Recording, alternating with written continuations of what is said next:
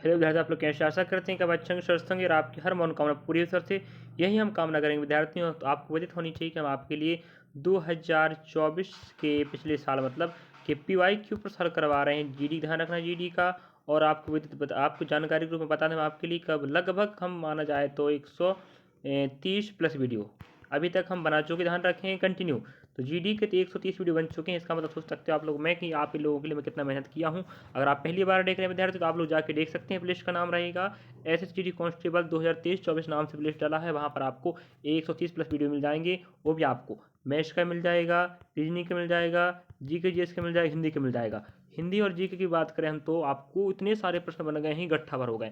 Reasoning में मैंने topic पढ़ा दिया हूँ जो महत्वपूर्ण टॉपिक हो, जो एग्जाम बार बार पूछ रहे हैं। मैथमेटिक्स का हल करवा रहा हूँ। तो मैथ्स और रीजनिंग का तो टॉप शिफ्ट वीडियो चल रहे हैं, लेकिन जीके जीएस हिंदी का day by shift wise continue चल रहा था। आपको बता जानकारी ग्रुप में लगातार हम आपके लिए 20 फरवरी से 29 फरवरी तक पहुंच चुके थे। ठीक है, हर दिन के 4 shift maths reasoning maths GK GS का हर दिन के 4 शिफ्ट हैं। तो बिल्कुल पूरा 20 प्रश्न का करवाया हूँ। अगर आप पूरे प्रश्न देखना चाहते हैं जाके देख सकते हैं। अभी आपके पास 15 दिन बचे हैं, जाके देखिएगा विद्यार्थियों। और मैथमेटिक्स देखना देख सकते हैं, रीजनिंग देखना देख सकते हैं। देखिए आपकी 70-80% नंबर आराम से पकने वाले जी, हम गारंटी लेते हैं।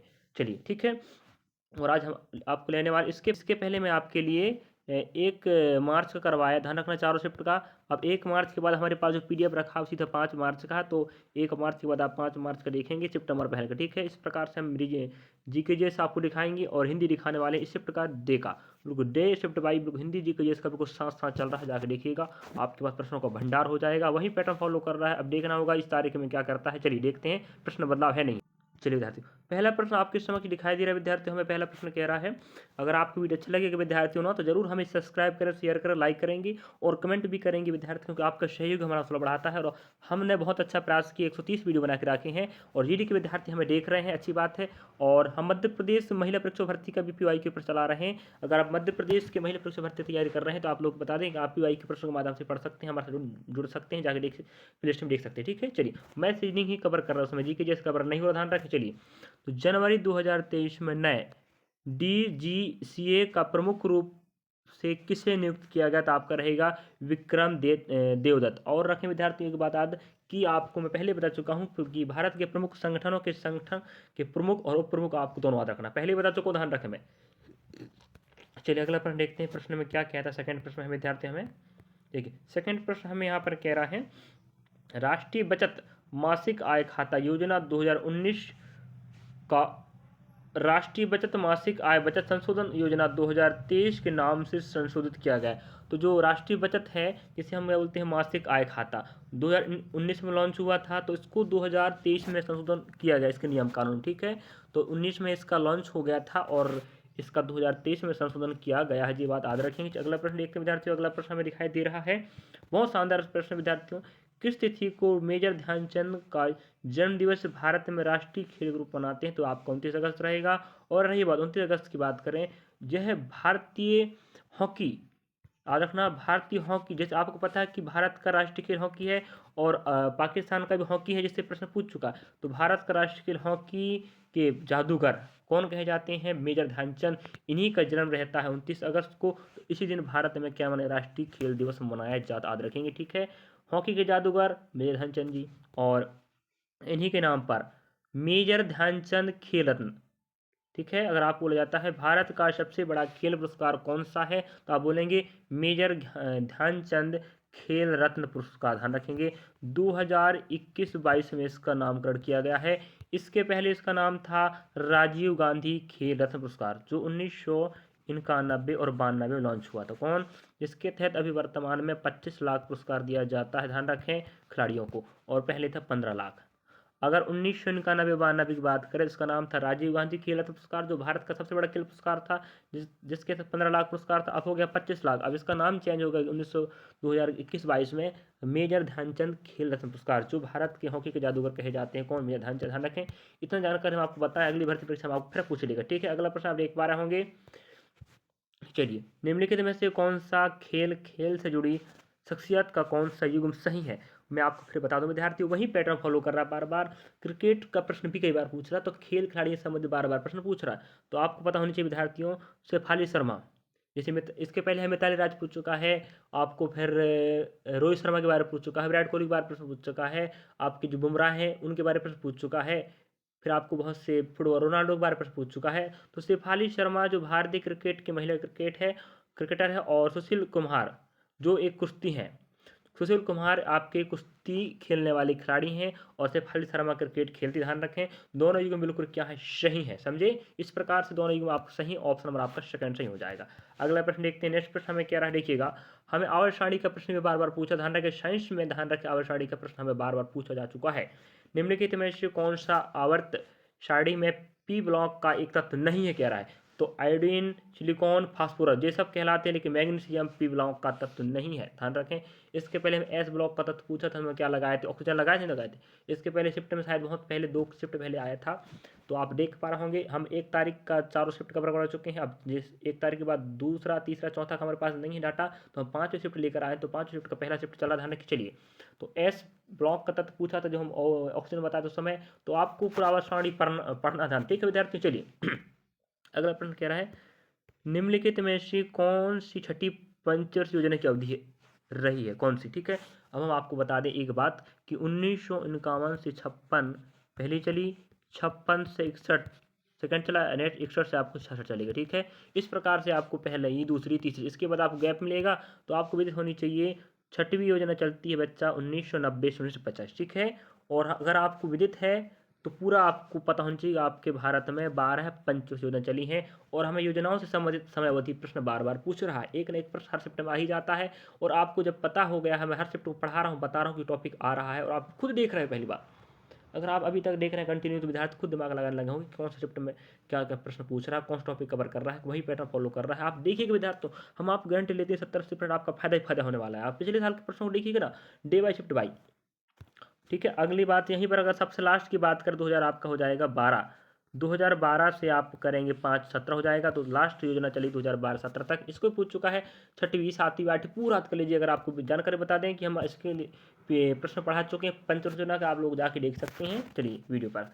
नेक्स्ट प्रश्न आप देख पा रहे होंगे, भारत के वित्त आयोग में एक अध्यक्ष और 4 सदस्य होते हैं, तो ध्यान रखना 200 अनुच्छेद में आपको क्या वित्त आयोग के बारे में बताया गया, ध्यान रखना, ठीक है। इसका प्रश्न पूछ चुका, ध्यान रखें विद्यार्थियों। हमें यहाँ पर कह रहा है भारत में वित्त आयोग का एक अध्यक्ष होता है और 4 आपके सदस्य होते, याद रखना विद्यार्थियों, ये प्रश्न आपको बननी चाहिए। वित्त आयोग का एक अध्यक्ष संभालिएगा और एक 4 आपके क्या होते, सदस्य होते हैं। चलिए अगला प्रश्न हमें कह रहा है, देखिएगा भारत और श्रीलंका के बीच कौन सा द्वीप स्थित है। मैं पहले बता चुका हूँ, निकटवर्ती देशों की राजधानियाँ, मुद्राएं, वहाँ की खेल, वहाँ की सीमाएं, कितना डिस्टेंस साझा करती है और कौन दिशा में स्थित है, पूरा पढ़ लीजिएगा। इसका प्रश्न भी हमें निकटवर्ती देशों का प्रश्न बार बार पूछ रहा है, तो हमें बोल रहा है भारत और श्रीलंका के बीच कौन सा द्वीप है, कच्छतीवु, ध्यान रखना कच्छतीवु द्वीप है जो भारत श्रीलंका के बीच में स्थित है। जैसे अगर आप बात करें भारत और पाकिस्तान, सॉरी, भारत श्रीलंका को अलग करने वाली खाड़ी का नाम क्या बोलेंगे, मन्नार की खाड़ी, और एक आपका पाक जलडमरू मध्य। तो भारत और श्रीलंका के बीच में पाक जलडमरू मध्य है, और एक क्या मन्नार की खाड़ी है। उसी प्रकार दोनों के बीच में कौन सा द्वीप स्थित है, कच्छतीवी, ध्यान रखना। इसके लिए कई बार लड़ाई होता रहता है भारत श्रीलंका के बीच में, लेकिन लड़ाई नहीं कह सकते, ठीक है। तो आज रखना मन्नार की खाड़ी और पाक जल डमरू मध्य भारत श्रीलंका को अलग करते हैं, और श्रीलंका की राजधानी आप पता होनी चाहिए, तो पता है जरूर कमेंट कर सकते विद्यार्थियों, कमेंट कीजिएगा आप लोग। पढ़ने वाले बच्चे, हमारा वीडियो पढ़ने वाले बच्चे लेकर हम जो मानते हैं, और आप नहीं बताएंगे तो अच्छा बात नहीं होगा। तो निकटवर्ती राज्यों की जानकारी पढ़ना आपकी जिम्मेदारी बन चुकी है। चलिए अगला प्रश्न लेते हैं, अम्बुबाची मेला का संबंध किस राज्य से, तो आप बोलेंगे कि असम, ध्यान रखना, ठीक है। असम का पिछले शिफ्ट में प्रश्न पूछा था, ठीक है। असम का प्रश्न पूछ चुका है आपका, नागालैंड का प्रश्न पूछ चुका, तमिलनाडु, केरल का। तो हमें पूर्वोत्तर भारत और दक्षिण भारत के समस्त राज्यों की नृत्य शैली, शास्त्रीय नृत्य के बारे में, और आपका जो उत्सव मेले है, इन्हीं का ज़्यादा पूछता है, ठीक है। तो अम्बुबाची का मेला हमारे असम राज्य में लगता है, जिसकी राजधानी की आपकी क्या है, दिसपुर है, ठीक है। केरल की तिरुवनंतपुरम है, तमिलनाडु की चेन्नई है, जिसका प्राचीन नाम मद्रास था, नागालैंड की कोहिमा है, ठीक है। इतना आपको पता होना चाहिए। अगला प्रश्न आप देख पा रहे होंगे, वाद्यंत्र।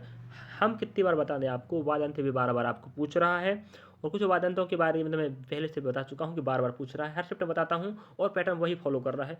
शकूर खान और पंडित राम नारायण का संबंध किस संगीत वाद्य अंश से, आपको रहेगा सरोद, ठीक है, सरोद, सॉरी सारंगी, क्षमा चाहते सारंगी, सरोद का कल प्रश्न आया था अमजद अली खान, आप लगाए थे ना अमजद अली खान, ध्यान रखना अमजद अली खान। और सितारा अब कौन, पंडित रविशंकर, ध्यान रखें। सरोद के अमजद अली खान कल प्रश्न पूछा था पिछले चैप्टर में, ध्यान रखना 1 तारीख वाले में। और अगर आप नहीं देखें जाकर देख सकते हैं। और सारंगी में आपका कौन आता है, शकूर खान और पंडित रामनारायण, ध्यान रखना। और सारंगी हो गया। और आपके सितार की बात करें तो पंडित रविशंकर जो बहुत प्रसिद्ध है कलाकार हैं।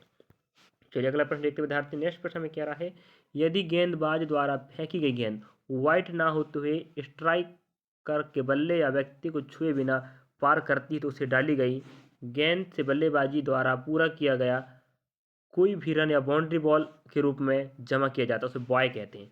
कहने का मतलब ये विद्यार्थियों बॉयरन कहते हैं, ठीक है। कहने का मतलब ये विद्यार्थी, अगर आप खिलाड़ी हैं, क्रिकेट खेलते होंगे, क्रिकेट का प्रश्न हमें बार बार पूछा है, बैडमिंटन का प्रश्न पूछ रहा है, तो हमें खेल का प्रश्न पूछ रहा है, नृत्य का प्रश्न पूछ रहा है, वादन का प्रश्न पूछ रहा है, हरित क्रांति का प्रश्न पूछ रहा है, पंचवर्षीय योजना का प्रश्न पूछ रहा है, तो क्यों नहीं पढ़ते आप, क्यों नहीं पढ़ते, क्यों नंबर नहीं पकड़ जाए। देखिए हम आपको बता दें, यहाँ एक आपका विकेट लगा, यहाँ विकेट लगा, ठीक है। यहाँ आपका जो आपका पिच है, अब बैट्समैन यहाँ खड़ा है, आप बॉलर यहाँ पर खड़ा है, तो बॉलर बॉलिंग करेगा, बैट्समैन यहाँ से बॉल नहीं मारता, बिना टच हो जाता है। और जो पीछे जो विकेट कीपर होता अगर वो नहीं पकड़ पाता बॉल, उसको बिना टच के आगे भग जाती है, ठीक है। तो माना जाए वो गेंद छूट गई अगर, तो वो क्या होता है, बल्लेबाज ने बल्ले में टच ही नहीं किया, लेकिन फिर भी बॉल आगे भग गई, उसने फिर 1 रन ले लिया, तो उस रन को हम बाय रन कहते हैं। क्या बोलते हैं, बाय रन, ठीक, ध्यान रखना विद्यार्थियों। वैसे अगर आप खिलाड़ी क्रिकेट समझते ज्ञाता हैं तो आप समझ ही गए होंगे पहली बात, है कि नहीं।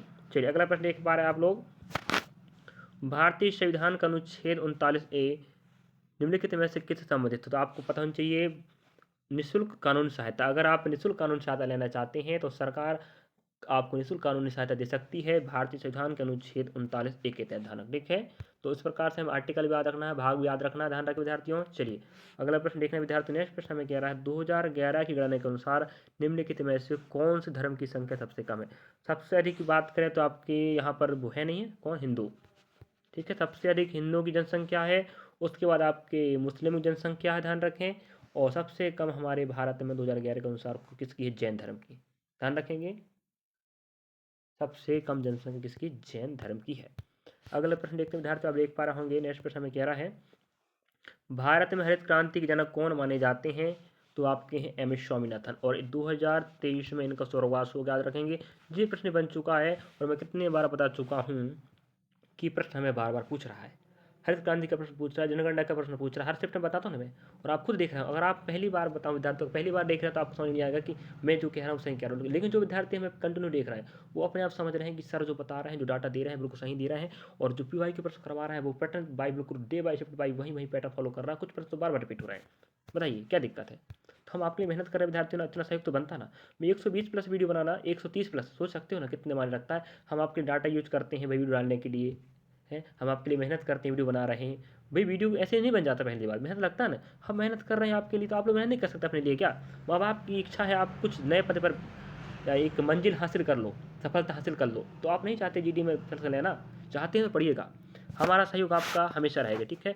और विश्व में कहलाते हैं नॉर्मन बोरलो, विश्व में नॉर्मन बोरलो कहलाते हैं। और 1965 और 66 माना जाता है हरित क्रांति का वर्ष, ध्यान, ठीक है। चलिए अगला प्रश्न देखते हैं विद्यार्थियों।